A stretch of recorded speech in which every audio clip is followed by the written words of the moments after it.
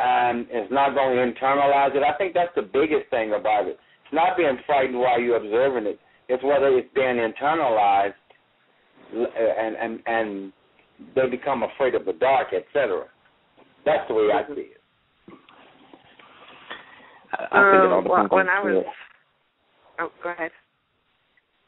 Oh, no, go ahead. I was just saying, I think it depends on the kid.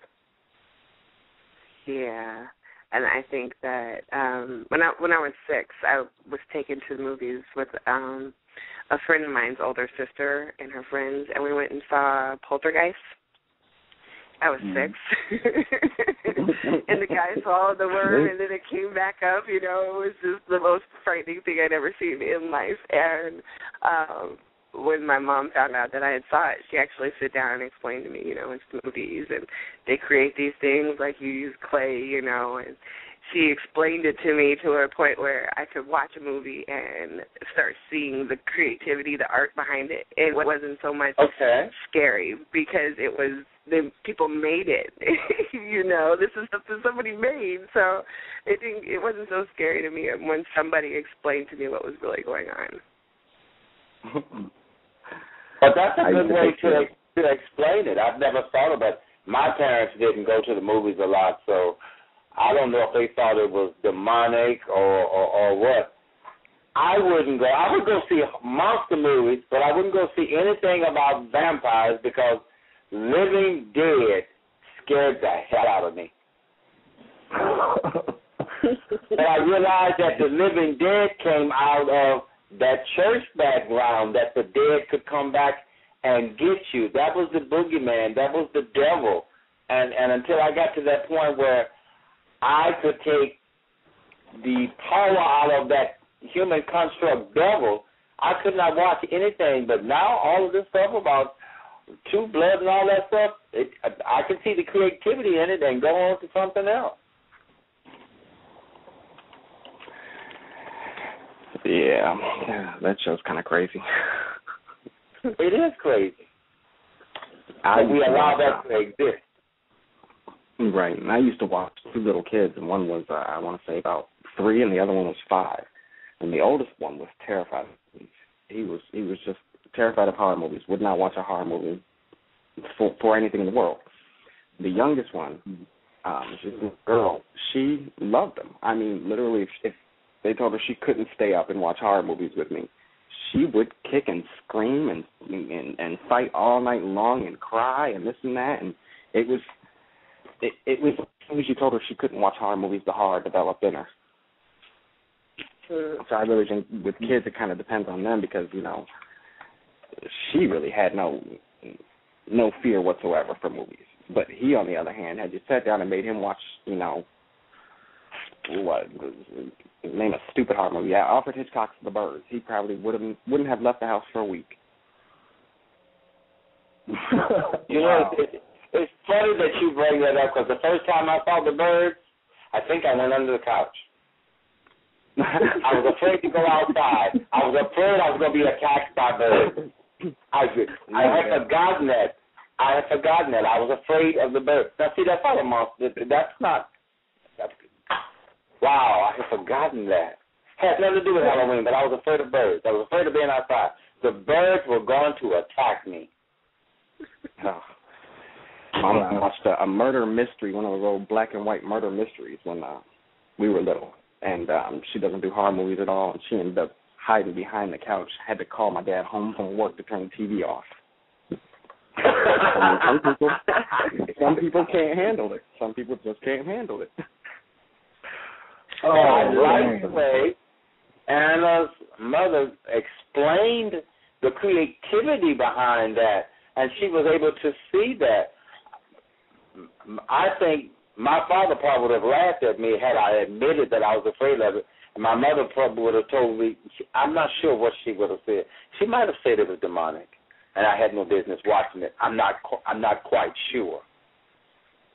I had to figure those things out for myself. But the most terrifying thing for me in my entire life was slipping when I was told not to look at pictures in Jet magazine of Emmett Till. That terrified me for years. The image, that image. Jet magazine. It was Jet magazine. That was a 14-year-old boy killed, supposedly from whistling at a white woman in Mississippi. And he was taken and chained to a saw and beaten so bad. And I heard my parents talking about it, but they wouldn't let me see the book. So, naturally, if they wouldn't let me see Jet magazine, put the actual pictures in there because his mother wanted the world to see what had been done to her child. I had to see it. I had to. Scared the living crap out of me. Wow. And I couldn't sleep, and I would wake up screaming until I had finally admitted. And you know what I was afraid of? I wasn't afraid of the fact that that image was there. I was afraid that they were going to kick my behind because I did what they told me not to do. I went and found that book, and my mother, I had no business being in their room, but I had to look at that. I mean, that wore me down. Now, that was worse than any horror movie they ever made. But then again, now when I really think about it and relate to it, that was a real human being that was tortured out of hatred. Yeah. Right. But anyway, let's go back to Halloween. Back to Halloween, huh? Oh, that brings up an interesting point. Like, part of the folklore stories, the urban legends and stuff like that. I wonder, I'm sure all of them have been created to scare children into not doing something bad. I wonder how much, Halloween has to do with that. Like, just frightening kids into submission. I go, now that you think about it. Put the fear of God in them. That's a power control, isn't it? Well, how many parents would threaten their children with the boogeyman? At least in my generation, how many parents are, if you don't do this, the boogeyman's going to get you. I was afraid to look under my bed because the boogeyman was under there. Whatever the boogeyman was, So how often is that used? And yet, when you think about those urban legends, I never associated those urban legends with Halloween at all. Huh. Never.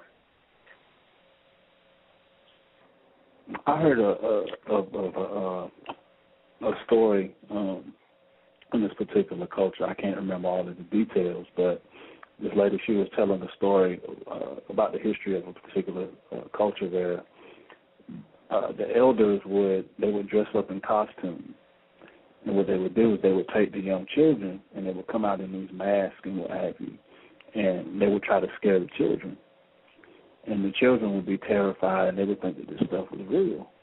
But once they reached a certain age, they would sit down and explain to the children that what you saw was not real, that was us. And they asked them, why did you do that?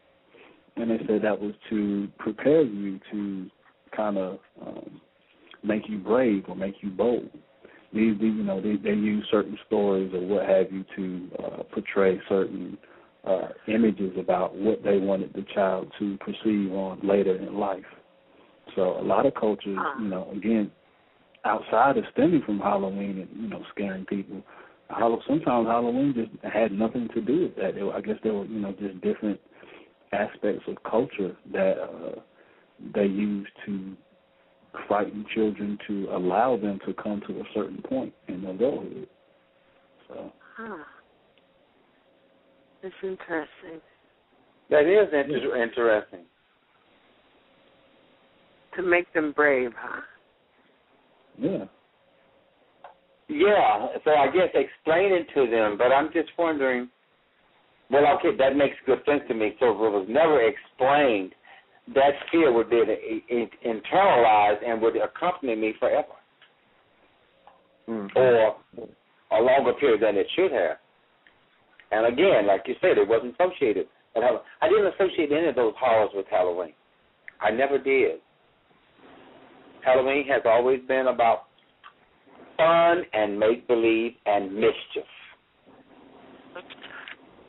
We used to, try to scare ourselves in the haunted houses and, sit around and tell stories in the dark and pass around like peeled grapes and say they were eyeballs, and half-cooked noodles and say they were brains. And, you know, we really tried to scare each other. And that was where we found the fun in it. You know, trying to be as gory and gross and scary as possible.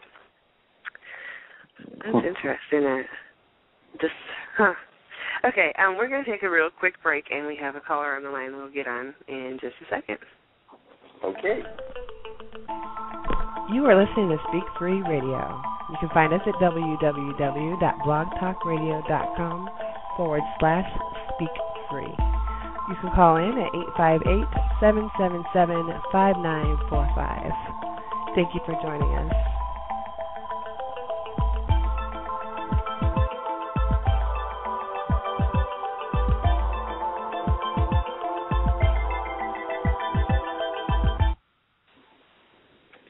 And we're back, and we have caller 626644 on the line.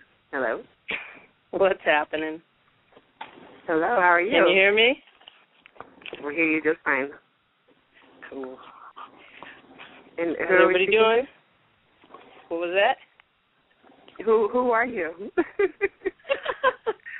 This is Danita. Hi, Danita. What was the name? Hello. Danita. I got you. Oh, hi, Danita. Hi, Danita. How you doing? Hello. Fine, and you? How you guys? I'm sorry. How you guys doing? Doing fine. How are you? Good, thank you. Just got in from work. Sorry, so kind of been listening on my way home. Cool. Okay. So, anyways, you guys have gone through a few different topics on my way. Didn't want to call while I was driving, but so yeah, Halloween. What have you guys figured out? That basically it's a pagan holiday, and that's been converted to a Christian holiday. Where are we at on this topic? I think what we did, we looked at the fact that it was a Christian intervention trying to prevent Christians from participating in a pagan holiday that backfired on the church. Right. And what we were looking at is the fact that it's really a harmless, fun-filled evening, and that people have made it demonic or mean-spirited, when in reality that's not what it is. That's or very meant true. to be. So, is this Claude?